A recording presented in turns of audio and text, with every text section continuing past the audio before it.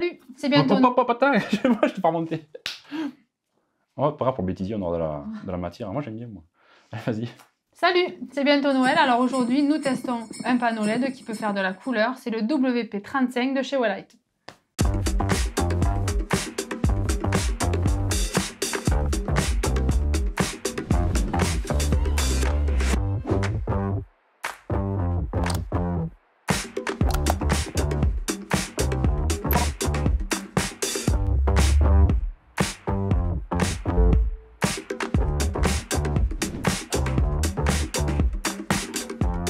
Après avoir testé le projecteur Cobb Ninja 200 de la même marque, c'est un éclairage plus conventionnel qui passe à la moulinette. C'est ce petit panneau LED RGB en plus, on va s'amuser à faire un peu de couleur. On va d'abord voir ce qui est fourni dans la boîte, mais avant ça, j'ai le plaisir d'être en compagnie de Priscilla qui m'accompagne pour cette vidéo. Coucou. Alors ça annonce plein de bonnes surprises, elle va commencer par nous faire un bel unboxing. Ça commence avec le panneau, un bloc d'alimentation. Le câble fait 3 mètres de long, Wellite n'est jamais radin sur ça, c'est un bon point. Il y a toujours une bonne longueur de câble avec leur bloc d'alim, c'est très appréciable. On finit cet unboxing avec la notice. Ah oui, ça a été assez rapide. Pas de sacoche de transport, c'est un peu dommage, ça aurait été bien pour ranger et transporter ce panneau. Alors mon acolyte du jour est parti faire quelques photos, on la retrouve un peu plus tard. Ce panneau est assez compact, il mesure 275 mm de long, 210 mm de large et 55 mm d'épaisseur pour un poids qui dépasse à peine le kilogramme. Il est fait de plastique et d'aluminium, il y a des ouïes de ventilation pour bien refroidir le panneau. L'ensemble donne une bonne sensation de solidité. On a bien le support en U pour monter le panneau sur le trépied. On retrouve la petite touche verte propre à Wellite au niveau du crantage pour le réglage d'inclinaison. Tu pourras tourner le panneau sur 360 degrés. Les rondelles en caoutchouc entre les dents pour éviter qu'elles ne s'usent trop rapidement est toujours là aussi. Elles seront encore plus utiles sur ce modèle parce que ces dents sont en plastique des deux côtés. Il faudra voir sur la durée ce que ça donne. Il y a une seule vis à main pour faire le réglage. Je suis étonné, mais ça a l'air de suffire. Le panneau ne tourne pas une fois que c'est bien serré. Derrière les panneaux coupe-flux, ou les barn doors, comme on dit de l'autre côté de la Manche, on trouve 648 LED. 512 servent pour l'éclairage blanc réglable entre 2800 et 6800 Kelvin. Et si j'ai bien compté, les 216 restantes sont RGB pour faire de la couleur. A noter que le diffuseur translucide est non amovible. Pour les specs techniques plus générales, le constructeur donne un éclairement lumineux de 3200 lux à 50 cm, le flux lumineux maximum est de 3000 lumens et la puissance maxi de 30 watts. À l'arrière, tout en haut, l'emplacement pour les deux batteries. Si tu dois utiliser le panneau en extérieur ou si tu n'as pas de prise électrique à disposition, ça pourra s'avérer très utile. Prévoit des batteries de type NPF 700 ou 900 pour avoir une bonne autonomie. En dessous, attention, gros morceau. Sur la gauche, le bouton d'allumage. À côté, le bouton pour régler le canal et le groupe pour contrôler ce panneau en Bluetooth avec l'application. On va voir ça juste après. En bas, la prise pour brancher l'adaptateur secteur. Au centre, l'écran pour visualiser les réglages. C'est la première fois que je vois ça, cet écran est en couleur. D'habitude, c'est du monochrome ou alors il y a un petit peu de vert pour la batterie, mais ça va pas plus loin. Ici, c'est le luxe, pour rien gâcher. Il est très lisible. À droite de cet écran, les potentiomètres pour faire les réglages. Pour faire simple, en mode CCT et HSL, chaque potard agit sur une ligne, le premier sur la première ligne, le deuxième sur la deuxième ligne, etc. Dans les autres modes, il faudra naviguer dans les menus avec le potentiomètre du milieu et modifier la valeur avec celui du bas. Celui du haut sert toujours pour régler la puissance d'éclairage. Petit bonus, en appuyant directement sur les potentiomètres, tu avances plus vite dans ces réglages. Sous l'écran, des boutons d'accès direct vers les 5 différents modes. Alors ça, c'est une bonne idée. Et en plus, ils sont rétroéclairés. Dommage de ne pas être allé plus loin en mettant les potentiomètres rétroéclairés aussi, ça aurait été vraiment parfait. On a tous les modes habituels, CCT où l'on règle la température des blancs de 1800 à 6800 Kelvin, d'un blanc chaud à un blanc froid. Tu peux nuancer légèrement en ajoutant un peu de vert ou de rouge. HSL pour faire de la couleur selon la graduation du cercle chromatique. RGBWY, toujours pour faire de la couleur, mais cette fois tu as une valeur pour chaque canal R, G et B. Tu as deux réglages supplémentaires avec le White W et Yellow Y pour affiner. Les 4 petits carrés, c'est Color Chip pour imiter le rendu des filtres et gélatines des marques Rosco et Lee.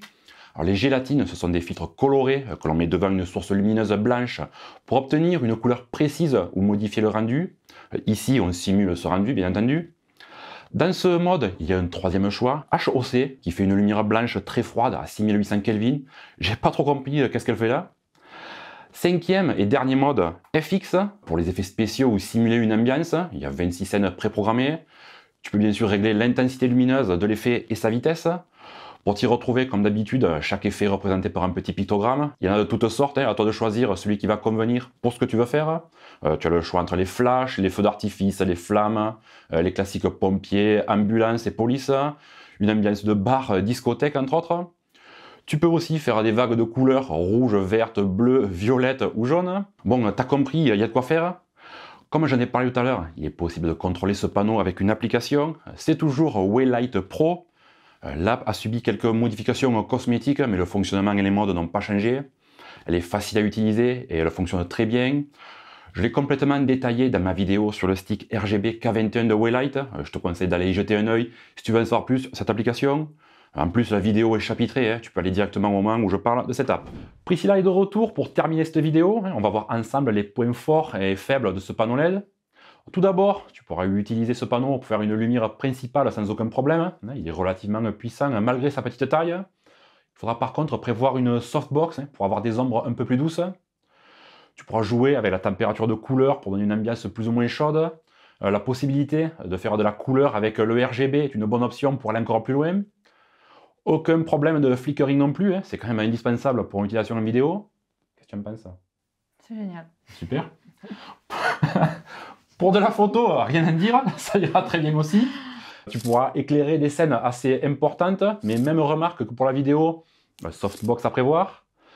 La possibilité de fonctionnement sur batterie est bien commode pour des prises de vue en extérieur, loin de toute source d'énergie. Le seul truc que je pourrais reprocher, c'est les potentiomètres qui ne sont pas rétroéclairés comme les autres boutons. Ça c'est dommage, ça aurait été pas mal pour faciliter les réglages dans le noir.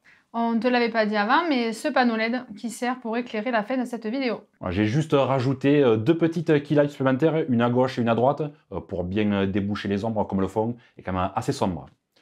Pour terminer, tu peux trouver ce panneau LED sur le net pour environ 110 €. Alors honnêtement, pour tout ce que propose ce panneau, c'est quand même bien placé. Je te remercie Priscilla d'être prêtée au jeu, tu as fait du très bon boulot. Merci pour cette expérience. Oui, alors c'est la première fois qu'elle fait ça, c'est pas facile de passer de ce côté de la caméra et je peux vous le dire. Alors si vous voulez qu'elle revienne une prochaine vidéo, laissez-lui les encouragements en commentaire. Je compte sur vous les amis, faites-moi péter ce compteur de commentaires, allez-y. C'était ma présentation et test du panneau LED RGB WP35 de Waylight. Si tu as des questions comme d'habitude, laisse-les en commentaire, je réponds. N'oublie pas de mettre un pouce en l'air, abonne-toi et active bien la petite cloche pour être prévenu toutes les nouvelles vidéos.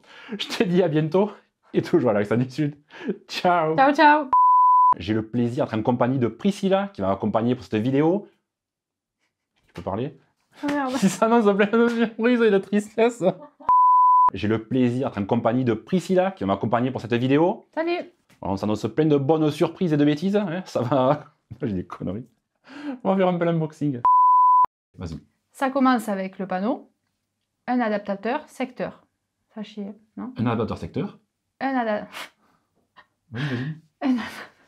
C'est pas coupé. Un adaptateur secteur. Non. Un adaptateur secteur. Un adaptateur. Putain. Un adaptateur. Moi, je suis en train de penser mon bêtisier. Franchement, il va être plus long que la vidéo, peut-être. Tu fais zoup. Ouais, c'est ce que je vais faire. Je vais lâcher là. Et il perd une dent. On va rentabler la vidéo. Il perd des dents. Alors, quand il... Il est tellement long que j'ai perdu une dent.